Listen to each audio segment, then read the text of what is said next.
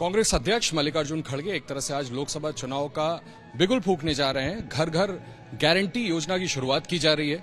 हमारे साथ खासतौर पर एक्सक्लूसिवली बात कर रहे हैं कांग्रेस पार्टी के वरिष्ठ नेता, पार्टी के महासचिव जयराम रमेश साहब हैं।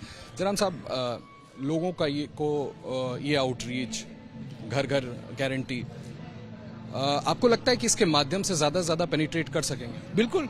देखिए, आज घर घर गारंटी वितरण अभियान जो है, कांग्रेस अध्यक्ष खड़गे जी दिल्ली में और राहुल जी वायनाड में इसकी शुरुआत कर रहे हैं और इसके तहत हम 8 करोड़ परिवारों तक हम पहुंचाएंगे ये गारंटी कार्ड को। ये हमने कर्नाटक के चुनाव में किया था, तेलंगाना के चुनाव में किया था और हमने बहुत भरपूर सफलता हासिल की। हमारी सरकार बनी, प्रचंड बहुमत मिला दोनों राज्यों में। भारत जोड़ो न्याय यात्रा के दौरान खड़गे जी ने और राहुल जी ने 5 न्याय की बात की: किसान न्याय, नारी न्याय, युवा न्याय, श्रमिक न्याय और हिस्सेदारी न्याय। और हर एक न्याय के संदर्भ में उन्होंने 5 गारंटियों की घोषणा की। तो 5 न्याय 25 गारंटी। इसी के आधार पर हमने एक गारंटी कार्ड बनाया है जिस पर राहुल जी का, खड़गे जी का सिग्नेचर है, हस्ताक्षर है और इसको हम 8 करोड़ परिवारों तक अगले 15-20 दिनों तक पहुंचा देंगे। बहुत ह्यूमंगस, बहुत बड़ा टास्क है सर, अचीव कर। सारी संगठन इसमें लगी हुई है। ठीक है, प्राथमिकता 19 तारीख के चुनाव के सीटों पर है, उसके बाद 26, तो माने फेस तरीके से आएगा। ऐसा कि नहीं सारे 8 करोड़ हम 10 दिन में खत्म कर देंगे। जब चुनाव होता है उस पर निर्भर होगा। पर मिसाल के तौर से तमिलनाडु लीजिए, तमिलनाडु में सारे गारंटी कार्ड हम बांटेंगे 19 के पहले, क्योंकि सारे सीटें तो 19 को ही उसमें वहां चुनाव होने वाले हैं। तो ये बहुत बड़ा कार्यक्रम है। कर्नाटक में हुआ था, तेलंगाना में हुआ था, अभी राष्ट्र भर में हो रहा है। 8 करोड़ परिवार, यानी कि हमारे देश में 25 करोड़ परिवार हैं। हर एक 3 परिवारों में से 1 परिवार तक हम ये गारंटी कार्ड पहुंचाएंगे। सर, मोदी की गारंटी के सामने आपकी गारंटी कहां स्टैंड करेगी? ये मोदी की गारंटी कहां है? ये मोदी के जुमले हैं। ये जुमले वर्सेस गारंटी है, जुमले बनाम गारंटी है। गारंटी शब्द तो कभी इस्तेमाल नहीं किया मोदी साहब ने। उन्होंने हमारी हंसी मजाक की जब राहुल जी ने पहली बार गारंटी शब्द का इस्तेमाल किया 2023 का, आपको याद होगा, कर्नाटक के चुनाव के समय। तब हमारी हंसी मजाक उड़ाई प्रधानमंत्री ने और अभी उन्होंने वो पहचान गए कि ये गारंटी शब्द में कुछ रखा है और ये जादू है। और कर्नाटक के चुनाव जीते, तेलंगाना के चुनाव जीते। पर ये मोदी के जुमले और कांग्रेस की गारंटी के बीच में ये 2024 के चुनाव का मुकाबला है। सर, यहाँ खड़गे साहब, वायनाड में राहुल जी, क्या अलग अलग जगहों पे भी सीनियर लीडर्स जाएंगे? कौन? बिल्कुल। 5 तारीख को हमारा न्याय पत्र यानी कि घोषणा पत्र रिलीज होने वाला है। 6 तारीख को खड़गे जी, सोनिया जी जयपुर जाएंगे, वहां एक विशाल रैली होगा। राहुल जी हैदराबाद जाएंगे, वहां एक विशाल रैली होगा। और हमारे सारे CWC के सदस्य, सारे हमारे राज्य स्तर के नेता इस अभियान में जुड़ जाएंगे। 8 करोड़ परिवारों तक हमें ये कार्ड पहुंचाना है। मुझे आपसे एक और सवाल पूछना है। उससे पहले हमारा एक ABP न्यूज और सी वोटर का सर्वे हुआ, उसमें प्रधानमंत्री पद के लिए, प्रधानमंत्री के चेहरे के लिए मोदी जी दूसरों से बहुत आगे दिख रहे हैं। क्या इंडिया अलायंस PM चेहरे को लेकर कंफ्यूज्ड है? सर, एक तो मैं इन सर्वे में मेरा कोई विश्वास नहीं है, कोई विश्वास नहीं है।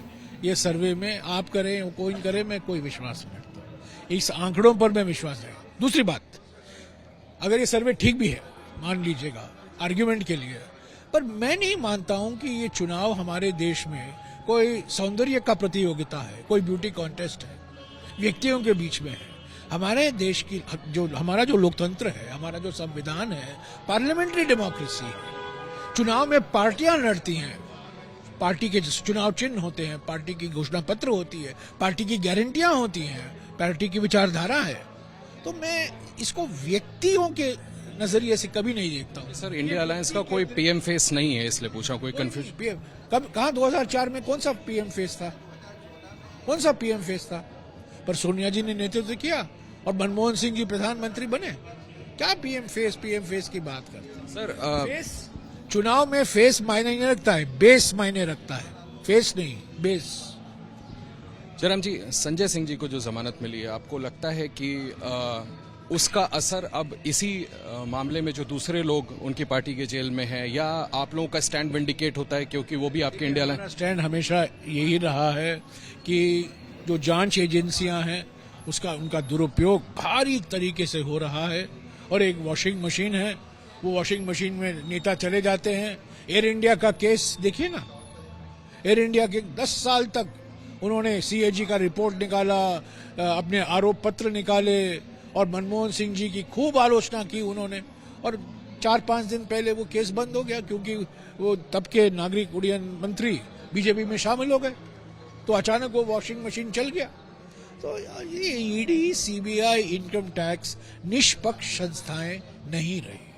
जिस तरीके से कांग्रेस पार्टी के खिलाफ कर आतंकवाद हमले हो रहे हैं, इनकम टैक्स को लेकर इन्होंने आरटीआई को भी वेपनाइज कर दिया है, आरटीआई को भी एक उन्होंने हथियार बना, राजनीतिक हथियार बना दिया है। तो ये बिल्कुल गलत है।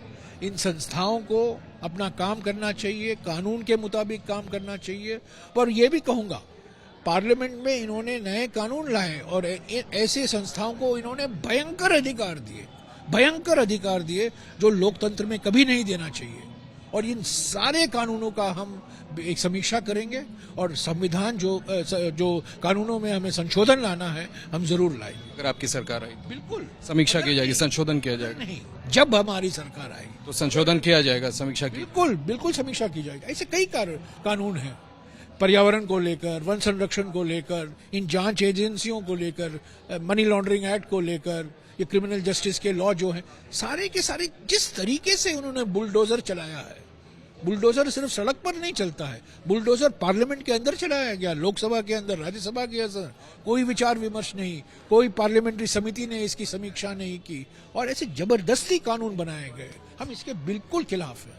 एक जो रिपोर्ट्स आई है उसके आधार पर कल कोर्ट में अपने आर्गुमेंट्स में ईडी के पास ऐसा बताया जा रहा है कि सब्सटैंटिव वो नहीं थे मामले जो संजय सिंह के खिलाफ पेश कर सकते। आप गिरफ्तार करते हैं और बाद में आप चार्जशीट लगाते रहते हैं, चार्जेस लगाते रहते हैं। ये कैसा तरीका है?